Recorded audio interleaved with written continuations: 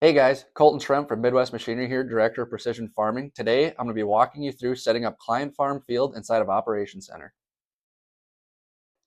To set up Client Farm Field, we're going to start by going to the Setup dropdown and clicking on the Land tab.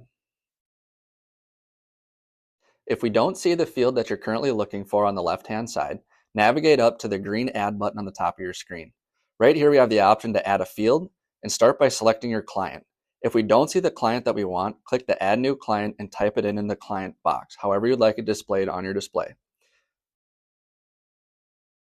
Next, once you have your client information added, you're going to move down and put it underneath a farm. Because it's a new client, you're going to have to be adding in a new farm for each client if it's new. Lastly, enter in your field name.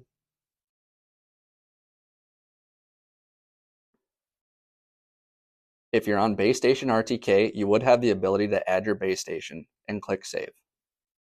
You have now successfully added that new field into your.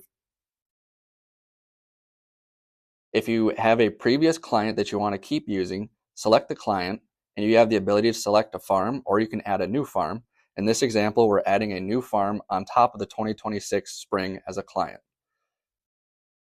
Again, enter in your field name to get it in.